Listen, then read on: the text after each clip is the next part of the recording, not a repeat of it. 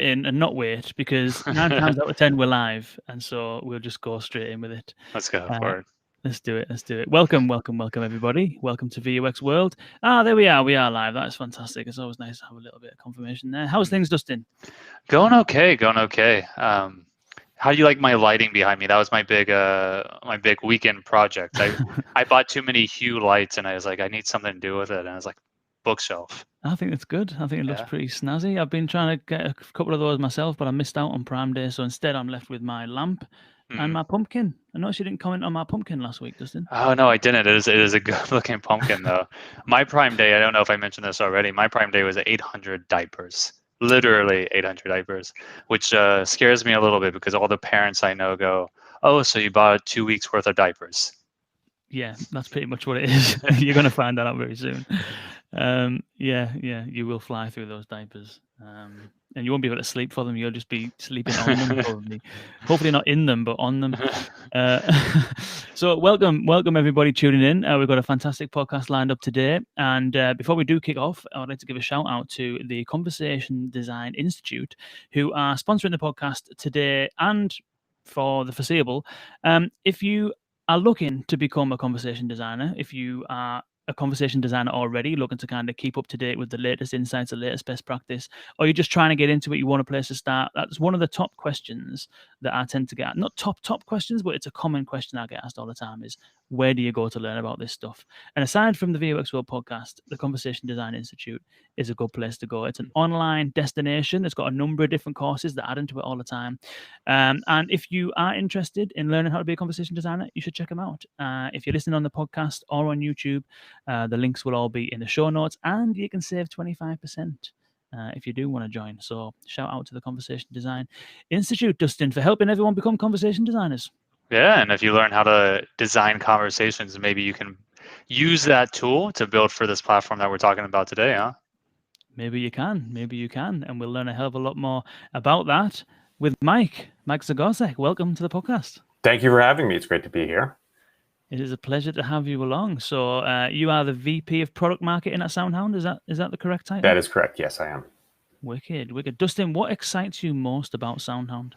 I mean, there's a lot. I think obviously SoundHound, old school mobile company, which I think is really exciting to see how it's grown over time, or perhaps we'll find out today that it hasn't grown. It's just been clearer to me that it's been doing this all along.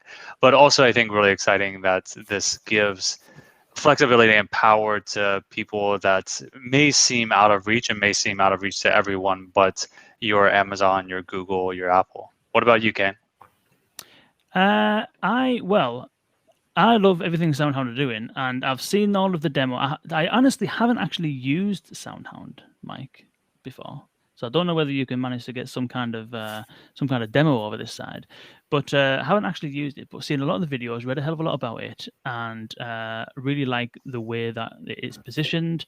I really like the what looks like to be very powerful technology, which I'm sure you're going to tell us about working underneath the hood.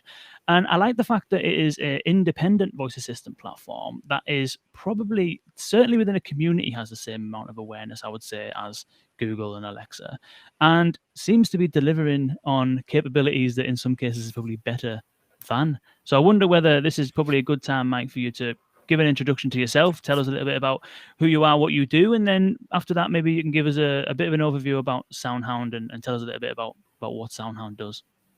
Yeah, that sounds great. Yeah, it's great to be here. And I follow VUX World avidly.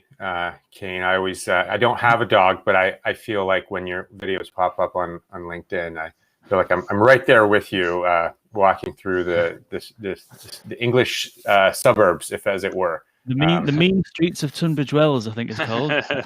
Good to know. Yeah, you should do a live tracking of a little dot following yourself on a map. Yeah, it walks. What's your pattern? But thanks for having me. And yeah, it's and thank you for the introduction. I'm, as you said, VP of Product Marketing at SoundHound, really marketing in general, and I've been with the company about 4 years, really to help grow awareness, grow the business, and and really find and match companies and organizations who are looking to add a voice interface to their products with us, essentially.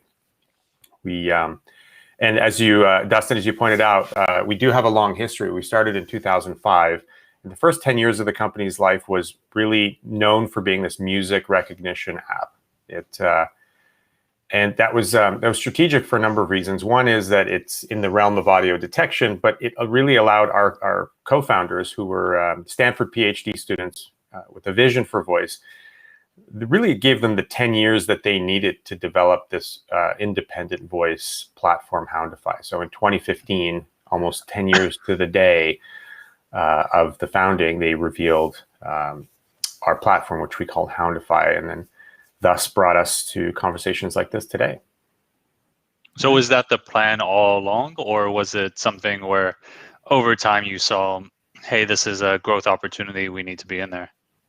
That was the plan all along. So specifically the PhD thesis of our co-founders was, I don't remember it exactly, but it was really around voice interface systems in the form of a platform. So but they knew that to do it the way they wanted to, and ultimately the way it works with SoundHound today, would take a long time. So as you can imagine, for anyone in a startup environment looking to raise capital, saying, well, we have this great idea for a voice interface system, but it'll take 10 years, usually isn't the turnaround time that most investors are looking for. So the music recognition service was born from that, and it paved the way for where we are now. So that was always the vision, but the brand is very much associated with the app. The app has over 300 million downloads. It's worldwide.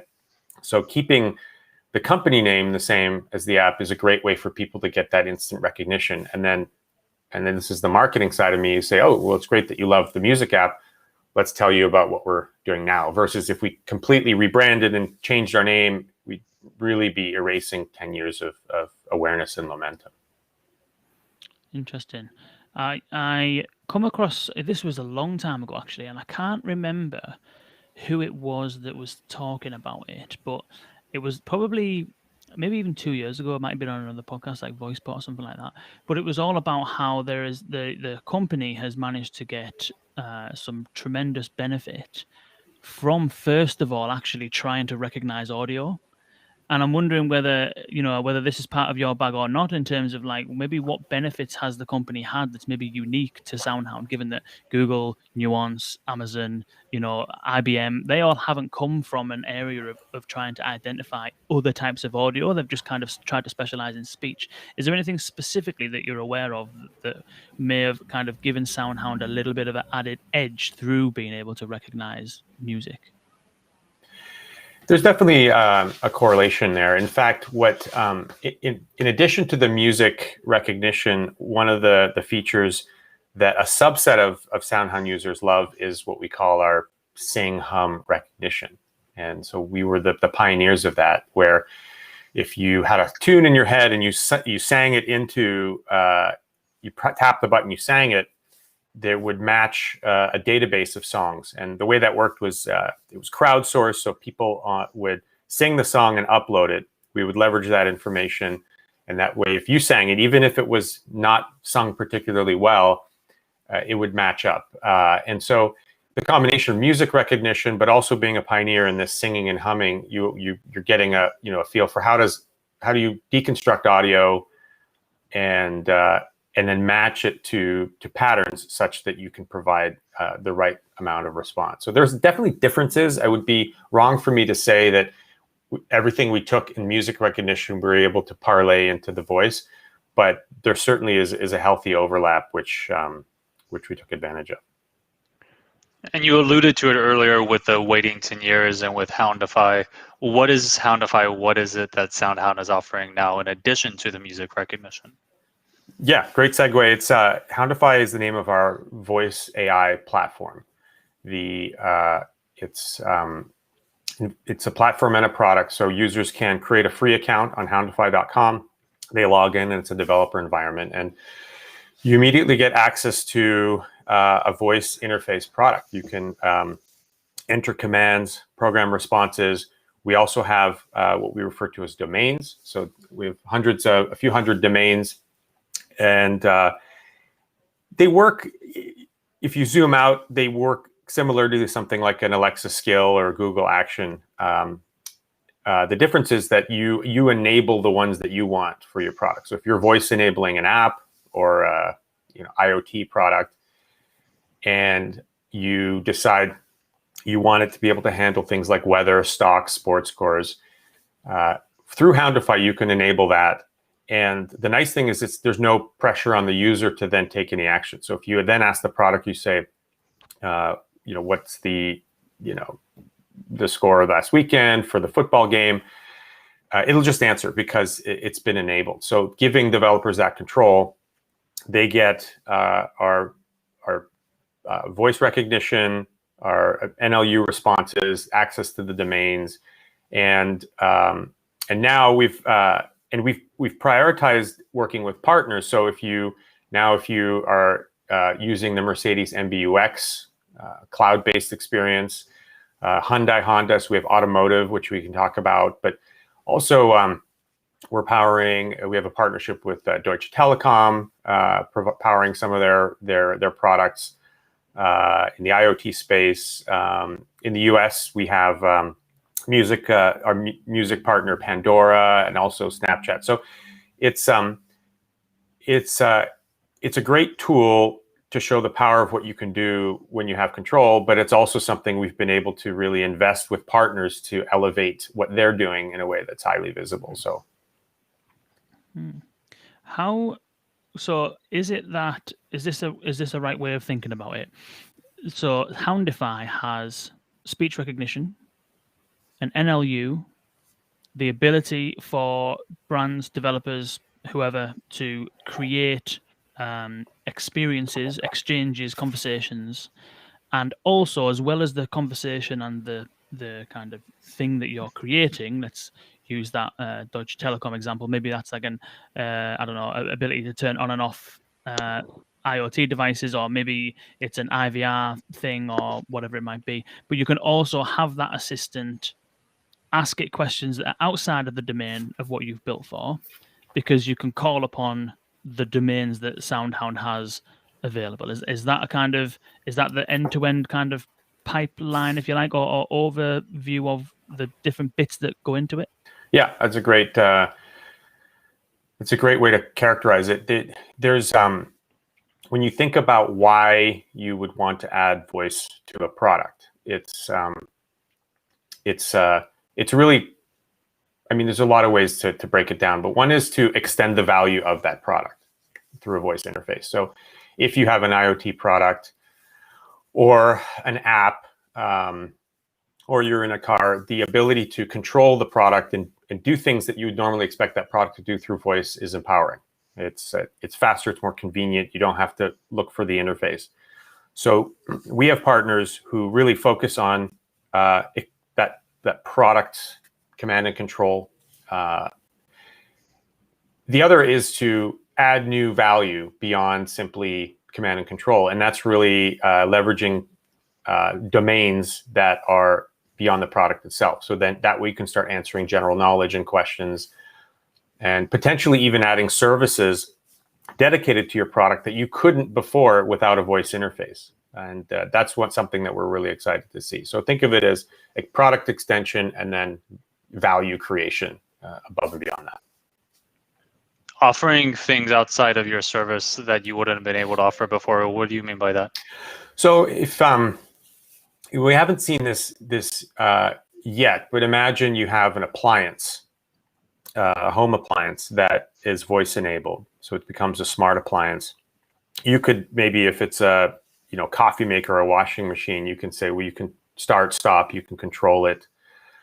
But the idea that maybe if you wanted to order more detergent or coffee, or if you had a question about another product, or if you had a service issue, all of a sudden this product becomes a gateway into your brand in ways that in its previous form it never could have been. So I think what companies are starting to see, at least the ones that are more progressive, is that they can add value to their product by voice enabling it, but they can start creating their own ecosystem and a stronger connection with the customer that is uniquely unlocked with voice, because historically you would need to go to another forum or channel to take advantage of these services.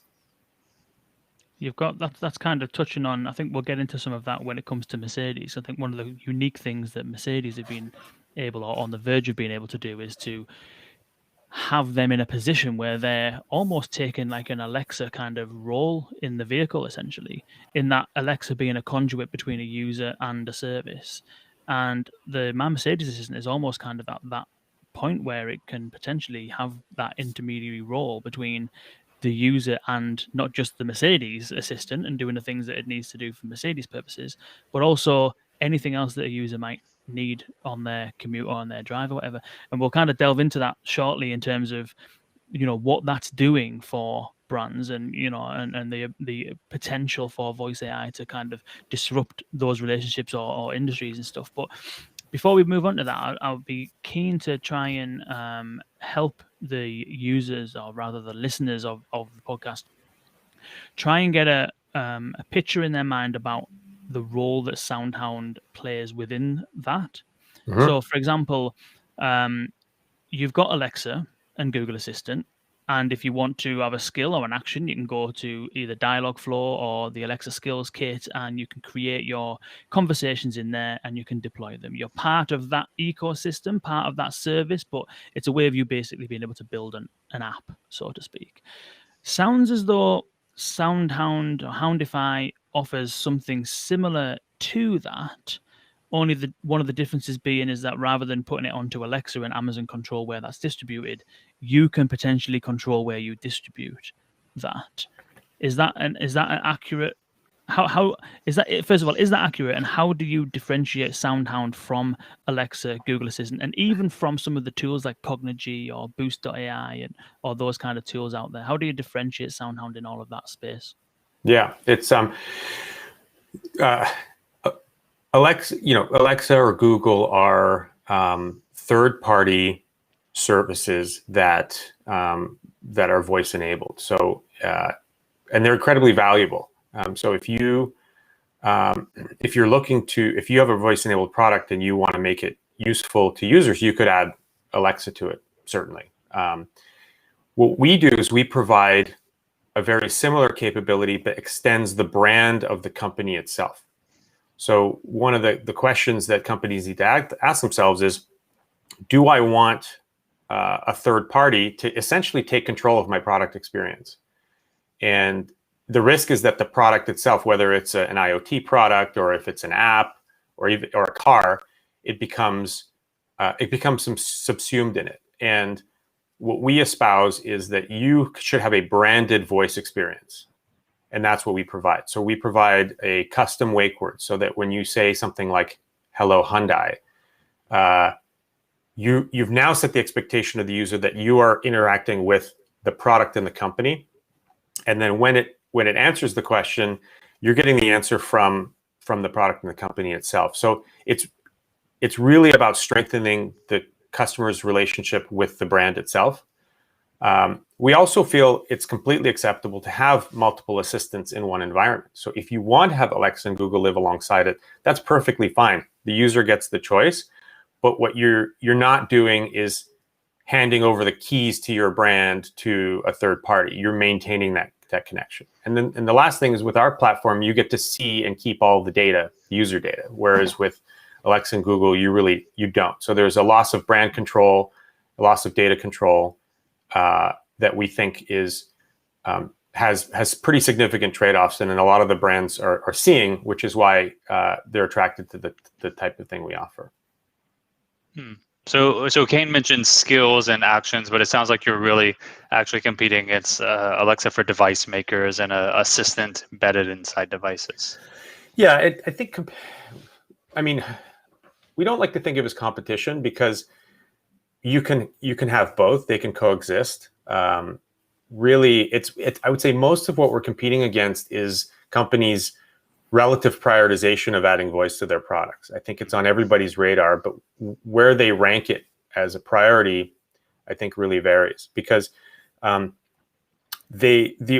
what Amazon and Google do through their voice services is very specific to them, and so if a company says, well, I'm going to do Alexa or do my own assistant, then you could say that's a competitive situation, but that's actually a fundamentally different strategy at that point, right? That there is a infamous now, I guess, ad for an American car, a Buick. They ran it about a month ago, and it was an Alexa-enabled car, and the passenger said, it's a Buick, and the driver said, no, it's an Alexa. And they were really just saying, this car has Alexa, to a point where they actually were completely willing to say, it's not a Buick, it's an Alexa, which that's a strategy. And if that's what you want to do, then there's value in that. But that we feel companies, they want to see, they want to maintain their relationships with their users. So we're not against them adding multiple assistants, but we don't feel it should be at the expense of the core relationship. I guess that is a question that I do have. It makes sense, I think, for Pandora to manage their voice experience inside their app themselves, or even something like a coffee maker, like you mentioned. But Otto, I'm wondering if where the real benefit is there. Like, as you mentioned, Buick, clearly for them, it's important enough to be tied to a single platform. And I wonder as well if customers are purchasing their cars based on the smart, the smart assistants that are built in. Is it going to be a drawback or something that's difficult for, or rather, maybe to rephrase, what are the benefits for auto manufacturers to lose out potentially on those customers who are Alexa partisans or Google partisans? And I know you mentioned you can have more than one, but what are the benefits that they're getting from having their own unique one? So I mentioned the data. So understanding how users are interacting with the product and getting that full visibility. There's the brand extension, which I think is really powerful. But then there's just the product relationship. So if you have a question about a feature in the car, or you want to control something, then the automaker then needs to transfer the core functionality of the vehicle over to a third-party voice assistant. So you're not saying, hello Kia, roll down the window. You're saying, Alexa, roll down the window. And if you have a question, it becomes a sort of, how do I do this? So and if you imagine that you add multiple assistants, maybe there's 3 or 4 third-party assistants, then all of a sudden, all of those third-party assistants now need to understand how the car works. So, and if one of them updates their service, you're in a situation where you're now having to maintain all these multiple platforms for what should really just be an extension of the vehicle experience or the product experience itself. So it's, for us, our position is, if you're really trying to create value between user and your product, you should extend that value through your own voice experience. If you're trying to add services and more capabilities, you should absolutely do that, which is why we think it's totally reasonable to be a multi-assistant world in a single product. We believe that's how it's going to happen. Interesting. I think what is my kind of observation on that is, if you compare the Buick, where the driver and the passenger are arguing over whether this car should be called the brand name or whether it should be called the brand name of an entirely separate company, that is that's a really weird reality to be in, where the brand is actually almost kind of saying, hey, you should really think about kind of forgetting Buick and calling it Alexa, kind of thing. Conversely, or rather contrast that with Mercedes, and you've seen the Super Bowl ad from the year before last, I think it was, where the entire ad was this guy running down the street and he's talking, he's making stuff happen, he's rescuing cats from trees and playing music. And then he climbs in the car and he says, hey, Mercedes, get me directions home, or whatever it is he says. And the entire kind of experience was all about Mercedes having capability, Mercedes being able to do all that stuff that Alexa does, but also it's Mercedes, so it's almost like it's a different it's a different way of building relationships. And I think that, you know, we've kind of built this episode as kind of how voice AI is disrupting industries. And I wonder whether that is part of it in terms of creating disruptive relationships. So on the one hand, you've got Amazon Alexa moving into vehicles and then becoming the dominant thing in that vehicle. The dominant kind of relationship that you will have in a Buick is with Alexa. You stop having a relationship with Buick, you start having a relationship with Alexa, and then all of a sudden Volvo release a car with Alexa in it. And how loyal are you going to be to Buick? Because your loyalty might be with Alexa. You know what I mean? Whereas on the Mercedes side, they have an assistant with their own custom wake word, their own custom functionality. You're having a conversation with Mercedes, and potentially, if Mercedes wanted to offer you the ability to connect to something like Spotify or to connect to something like Pandora or these other third-party services, then Mercedes arguably are in a position where they are the middle person between the brand and the customer relationship. And so I'm curious to get your thoughts in terms of what you think about how voice kind of technologies are creating, or can they, or are they creating these disruptive, I want to call it disruptive relationships between the big players and the brands that are using them. Yeah. Well, what was great about that Mercedes ad was that they really positioned it as a superpower, right? The driver said, you know, "Hey, Mercedes," and he was starting to make random comments about things of the world around him, which is obviously a hyperbole. But the point they were making was, when you control your environment with your voice, you have almost godlike powers, and that driving a Mercedes and having that connection between you and the car and voice suddenly created this unbelievable experience. And that's really that brand extension and that product extension. You weren't calling upon a third-party service. You were getting this unique integrated package that elevated what you were able to do.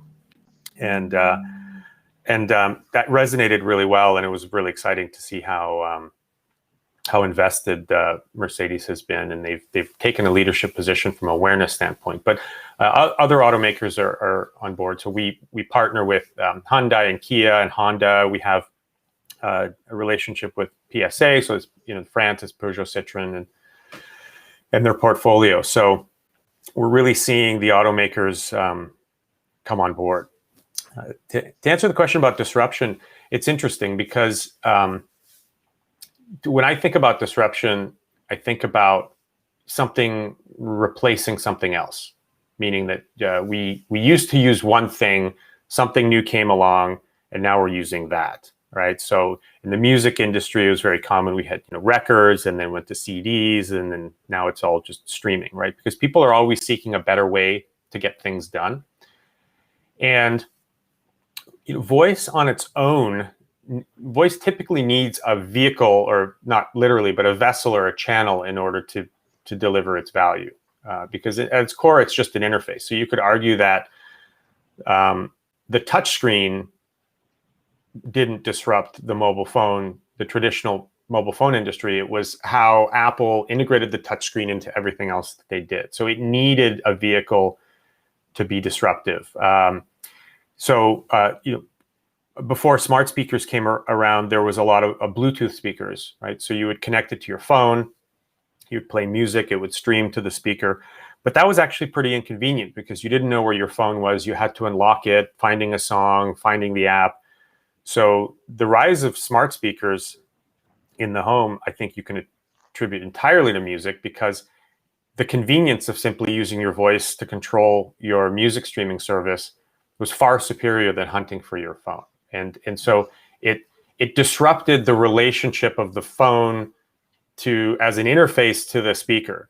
It didn't obviously replace the phone. The phone is a multi-purpose tool. We might see over time that the more and more voice experiences you have in products, the less you need the phone to be the all-purpose device to control your digital world. But that's probably going to happen gradually. So there's other examples of it, but that's how I see disruption. Mm-hmm. I've got a couple of questions coming in. Leslie has said, "This is a great talk. about the entire voice ecosystem, when, where, and how to incorporate voice into brands, IoT devices, and apps. Thank you, Leslie. Elizabeth has said, as a B2B2C provider, my job is to strengthen the relationship between my customer and their customer, not shine my own light. I think she might be getting at the kind of like, if Amazon and the Alexa situation is a B2B relationship with car manufacturers, and then the C is the customer, is it in the customer's interest for that kind of the company at the back end of that chain to be trying to shine their light? It sounds as though SoundHound is very much the opposite of that in terms of, people are probably using voice interfaces that have SoundHound power in them to some way, shape, or form, and don't even recognize it, don't even know about it, do they? Not necessarily, no. I mean, our priority is to work with our partners to create a voice experience that's an extension of their brand. So that is part of our value proposition. Over time, we think there might be some value in getting some, light Houndify attribution, but that's really not the goal, because in the end, if you want to be successful with the voice interface, it has to be useful, it has to work, and customers need to basically get adopted to it. And so our ability to elevate the brands that use our voice experiences are our number one priority. And you see that, if you come to our website, houndify.com, you can see we feature our partners. We really champion what they're doing, because we know that when they're successful, we're successful at the same time. So Elizabeth's question is right on. It's really about, you either have complementary services that customers want. So if they want integration into Google Calendar because they use it, go for it. But that doesn't mean that it's the answer to everything that your brand can provide. So it's about creating the balance in a mix. And do these brands ever want to, so, Kane, you were talking a little bit about, developing that relationship between the customer and the brand through this voice. Do the customers ever want to extend that? We're talking about auto a lot, but I know there's others as well. But let's say Mercedes, let's say Kia. Do they ever want to extend that beyond the car? Absolutely. In fact, the ability, once you have a voice interface and you have data behind it, you can imagine that it could exist anywhere. So for automotive, it could exist in the dealership. It can be through a phone service, through the app. So it's generally about finding the right starting point where you can establish a relationship. But the nice thing about voice is that it's transcendent. You just need a microphone, a speaker, some processing, and a cloud connection, and you immediately have access to the service. So that's what we're really excited about, is that proliferation and suddenly creating a relationship with the brand that extends beyond the product itself. We have one question, or actually a couple of questions. I don't know if they're the same people, that are maybe a little pointed. So I'm excited to hear your answer on this. The question is essentially, can Houndify keep pace with Amazon and Google? Obviously, with machine learning progressing as fast as it is, and we saw with some of these new models, they take a lot of data. How is SoundHound and Houndify going to keep pace with the big companies? So we, one of the things that the benefit of our 10 years of R&D was we built a proprietary and very unique voice interaction platform. And we labeled it as having two key components. We call it speech to meaning and deep meaning understanding. And so we actually are sitting on a platform that in and of itself is different in many ways, an advantage over traditional voice interaction platforms.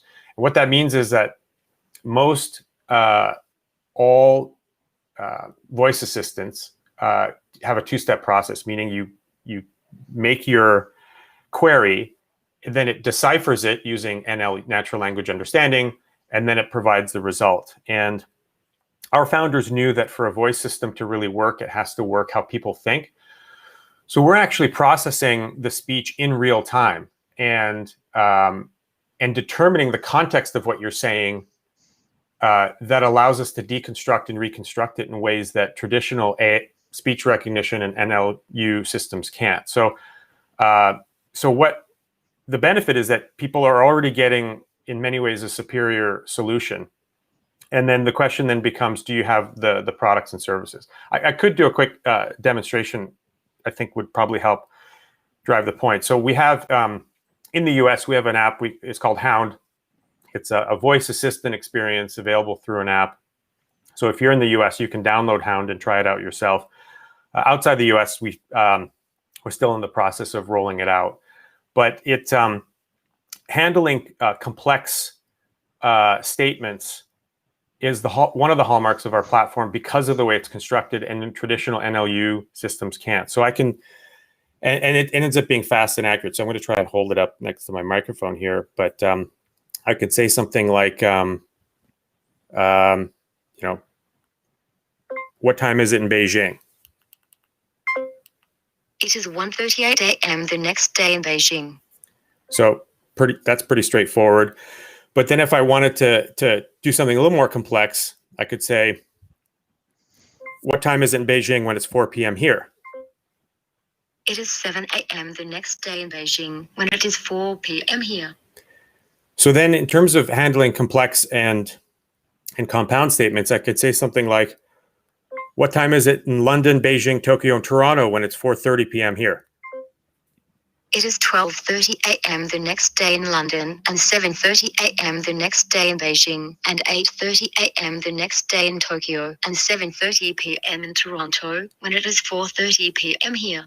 So those are the types of experiences that if you will often trip up other assistants, including Google and Alexa. And it's really our ability to handle complexity, but also compound statements, negative statements filtering. So we have, for example, in Hound, a partnership with Yelp, which pulls in Yelp data that can also extrapolate on locations. So if I'm, say, looking for a restaurant and I'm traveling, back in the day when we traveled, and let's say I'm in Seattle, and I want to do a complex search, I can say something like this. I'll give it a try.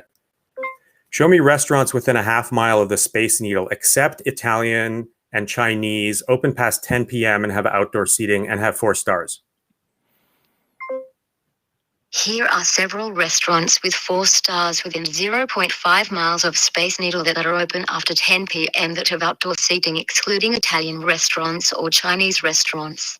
And then in the app itself, you can see the results come in. So these abilities to handle exclusions, inclusion, compound statements are, well, you could try it with any other voice assistant and it'll fail pretty immediately. So that's one of the advantages, is the work that we put into it already gives our partners, we think, a leg up on a conversational voice experience that are ultimately going to be limited even with some of these bigger players. And then, I mean, that's obviously very impressive and hopefully addresses the questions that were coming in. How would, certainly you guys have access to Yelp and all of that, but let's say a Mercedes or someone else, they wanted to integrate that. What's that integration process look like for them? Yeah, it's straightforward. And now those are the domains I was referring to. So when in Houndify, we have access to hundreds of third-party data. So it's you can integrate Yelp. There's weather services, sports services, navigation.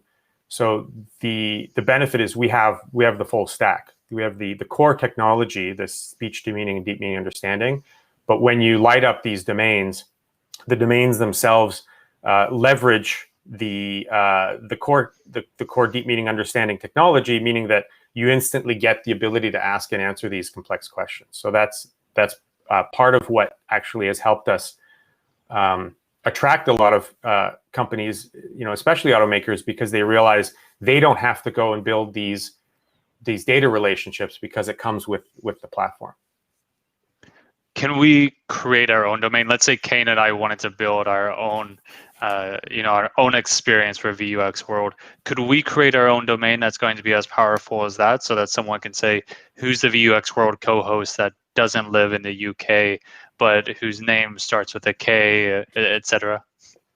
Yes, that's definitely on the roadmap. Right now, if you sign up for Houndify account, you can work with custom commands with the domain sets that we have.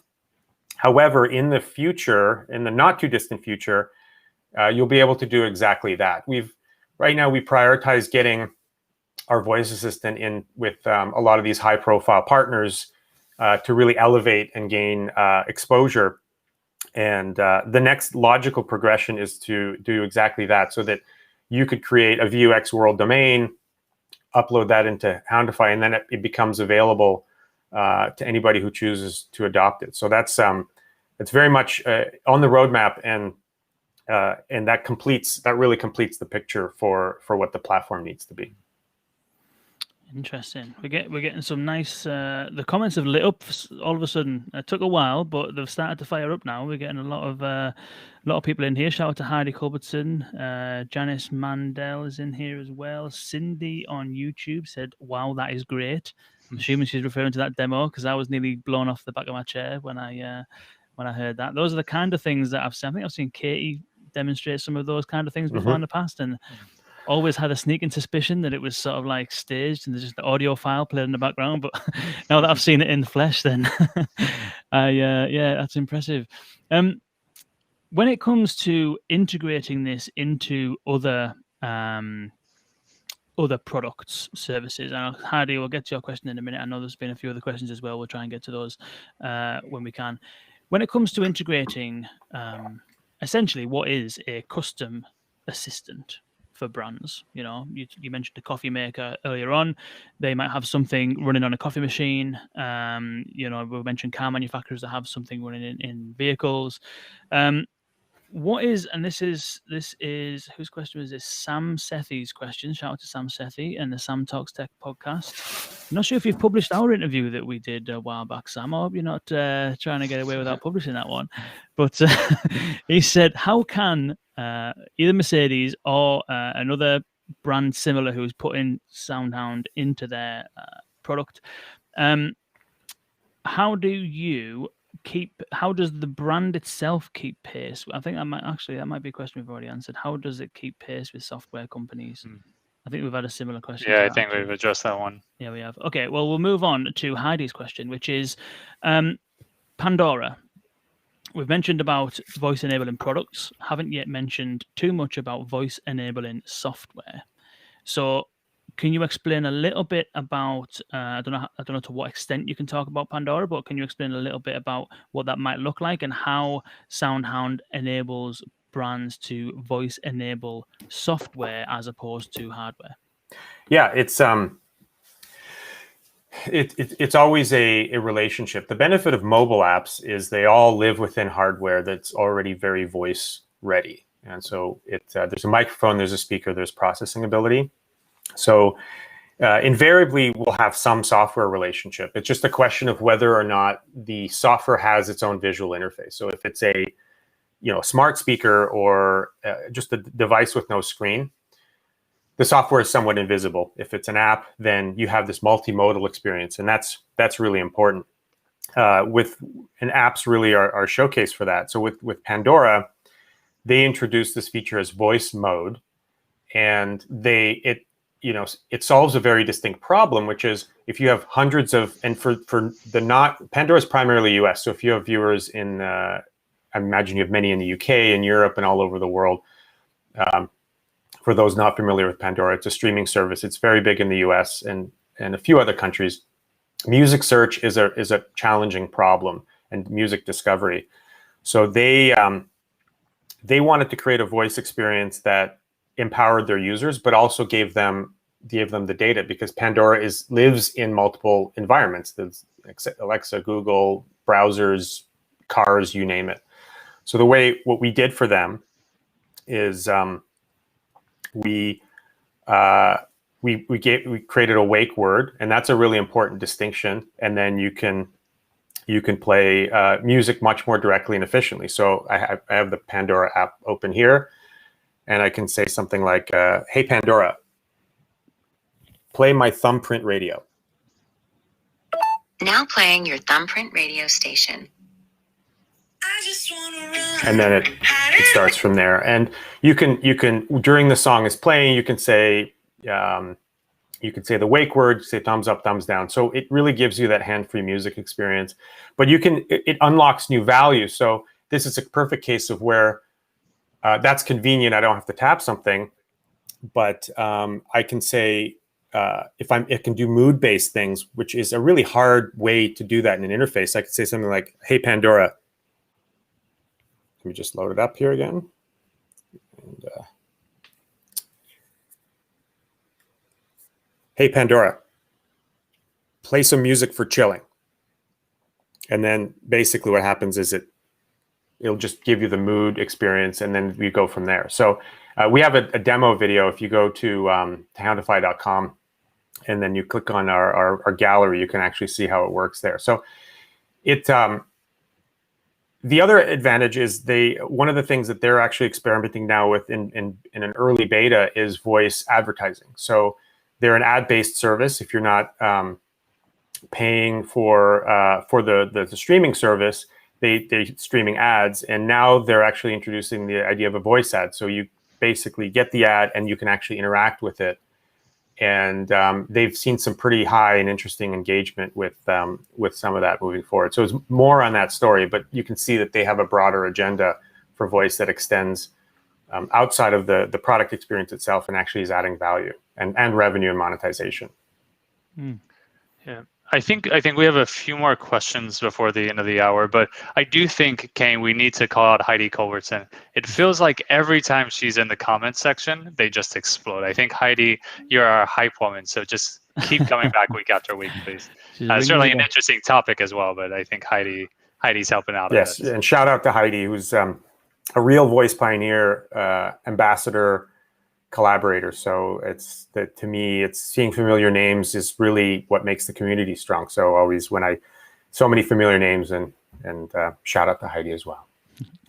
Cool. Well, I think Dustin had a question. I want to throw one in there before that, if that's cool.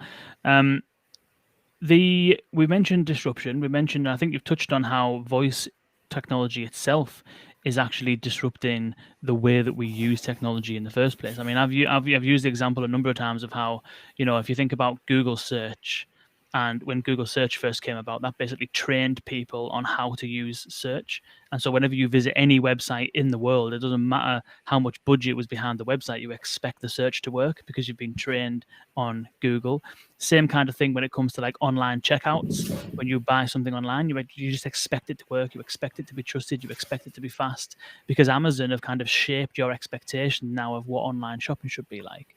And I'm wondering whether there is a place here where, on the one hand, increased access to voice-enabled devices will start to change the way that people expect to be able to communicate with brands, and whether there will be an expectation, and this would be interesting to get your thoughts on, is will there be an expectation not just to be able to kind of interact with brands using their voice, but interact with a brand's own personal version of what that looks like, not necessarily through Alexa or Google Assistant, but do you think there'll be an expectation that I can talk to Mercedes, I should be able to talk directly to, Block and Quail, B&Q, I call it Block and Quail, Home Base, or whatever, the Home Depot, whoever those brands are.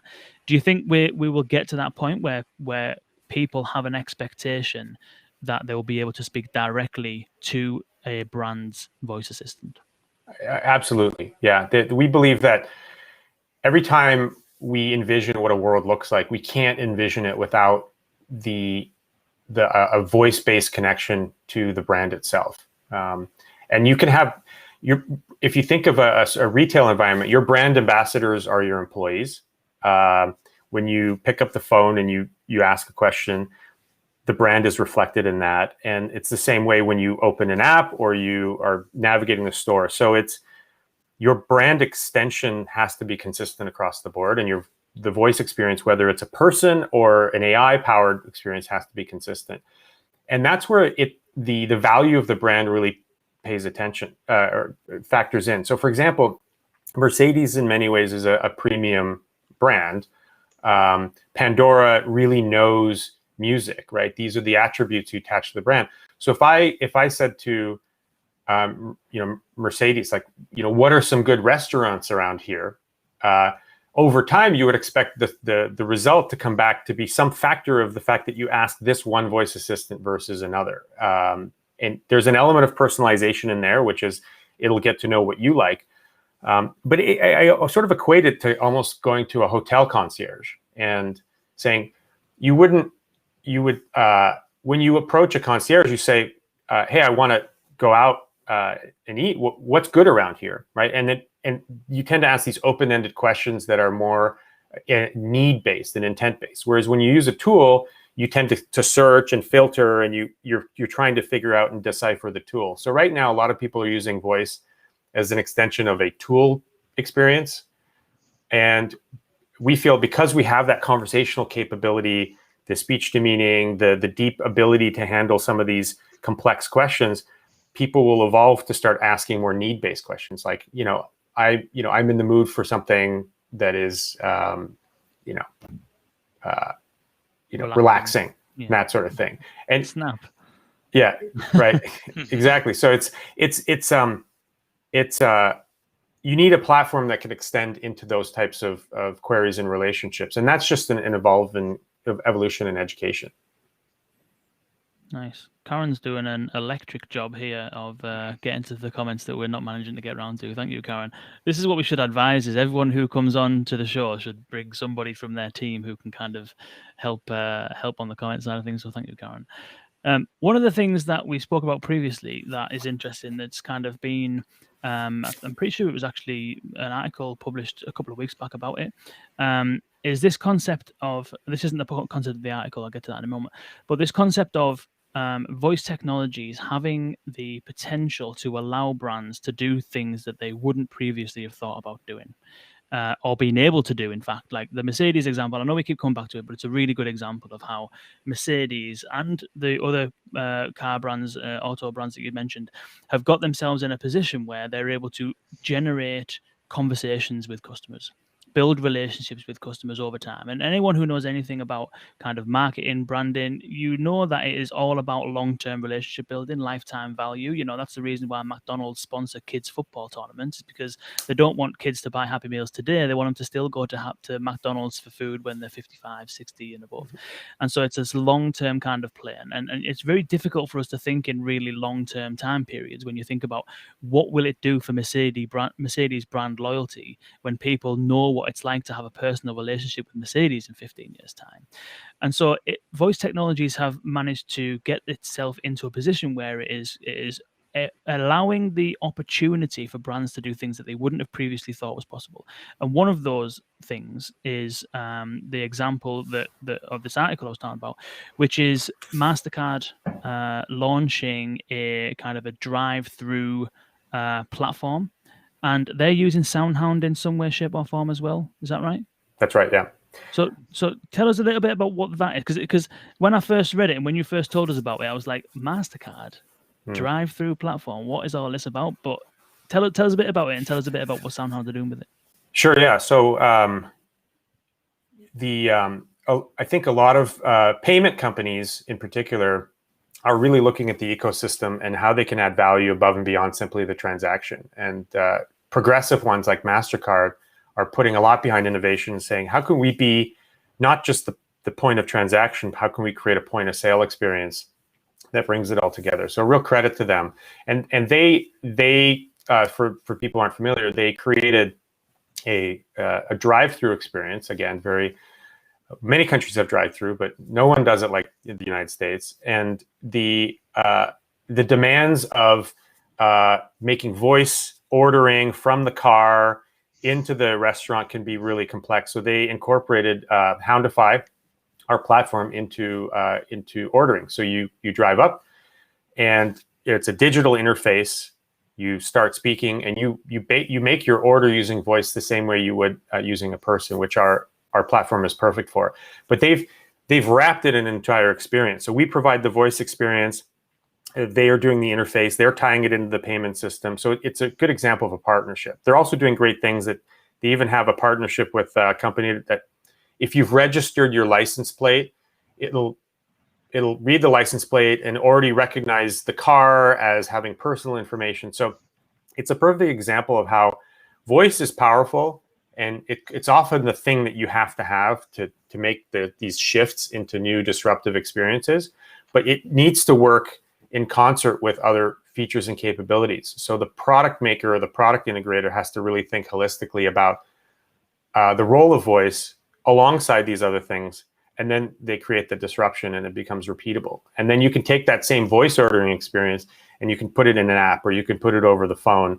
So we're really excited to be able to take what we've built and transfer it into all these different environments seamlessly, because voice is the ultimate omni-channel platform. Nice. We've had quite a few comments. I'll see if I can try and get through some of these. One question from Karen was around the Pandora thing. So when you've got SoundHound working in an app, does that mean that the app that it is embedded within is always listening, waiting for the wake word? How does all the wake word detection stuff work? Yeah, wake word detection is, I would say listening is a stronger term. It's what it is it's a pattern recognition. So when you build a wake word, what we're essentially doing is we're taking the waveform of the sounds that you make and turning into almost like a digital, an audio button, right? So a lot of apps will have a microphone button, and until you tap it, it's not listening because you have to trigger it. And wake words function the same way. It's that if it detects a waveform that that we've extrapolated into the wake word, then it essentially is taking in what it is that you're trying to say. So it's more recognizing a speech pattern than it is listening, if that helps. And I think there's obviously a lot of privacy questions around that sort of thing, because sometimes there's false triggers where the device thinks you said the wake word and then it starts listening and recording what you're saying. So having an accurate, reliable wake word experience is critical, because it's not really listening. It's just simply waiting for a certain thing, if that helps. It does. Justin, did you have one from Paul? No, Paul said that it's already been answered in a comment. So again, I think we've got a dual track going on, which is really impressive. But I would add that there's an important theme too, is that we talked a lot about cloud-based, and your wake word point touches on something important, is that in addition to having a cloud assistant, you can have an embedded one, which is purely on device. So there are some products who will choose to focus exclusively on command and control, and the entire voice experience is embedded. So for example, a wake word is what we call embedded, meaning that it's not in the cloud. You program the software on the device to listen for it, and you can extend that to command. So we also, in addition, we focus a lot on our cloud experience, but we have an embedded solution as well, where you could do a very long list of commands that's never internet connected. It's really about product control, and it can have a lot of natural language understanding as well. So we see the flip side, this embedded experience playing an increasingly larger role. And ultimately, you can have what we call an edge experience, which takes advantage of some embedded capabilities and some cloud ones. So maybe when you make a command and control type query for a lamp or for an appliance, it never goes to the cloud because it can handle it. But if you do decide to ask a question that you need a cloud connection, it arbitrates between the two. So we think that's probably a whole other podcast in the future, but we're really excited about how that's going to evolve. And so maybe one more question before we get to the hour. If I wanted to implement this, I'm a developer. How do I go about doing that? Is that going to take me weeks, months, many months, or is this something I can do in a weekend? So you can, on Houndify, you can very quickly build an assistant that with a degree of custom command and controls that takes advantage of the domains that we have there.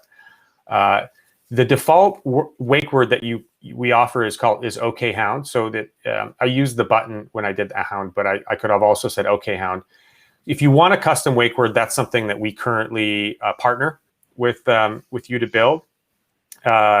because there are tools that are starting to show up that are more make your own wake word, but we really want to put in. It's important that it's accurate and reliable, and so putting in the effort to make it really good is critical. And that's a partnership exercise. And then building a custom domain currently is something that we partner on. So you would contact one of our team members, they would respond, give you a little bit more information. But as I said, over time, the roadmap is to make people even more self-sufficient as the platform opens up. Nice. If you've got time for one more question from Stephen, we'll do that, and then we'll wrap up. So Stephen has said, it's a question about analytics, which we haven't got to yet. And by the way, I think we can actually do a whole episode on wake word detection. That'll be an interesting one to do. How does it work? How do you do it? All this kind of stuff.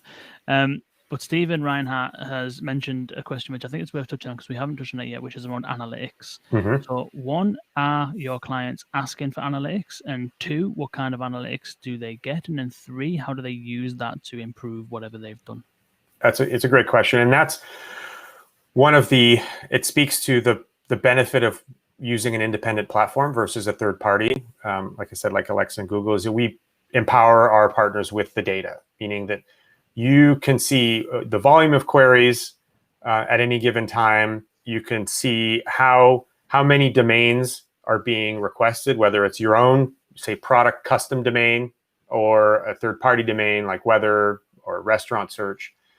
And you do get visibility into the queries themselves. Now, we make a point of making the queries anonymized so that it's so you're really looking at the data and the accuracy of saying, did this particular query work? Did it not work?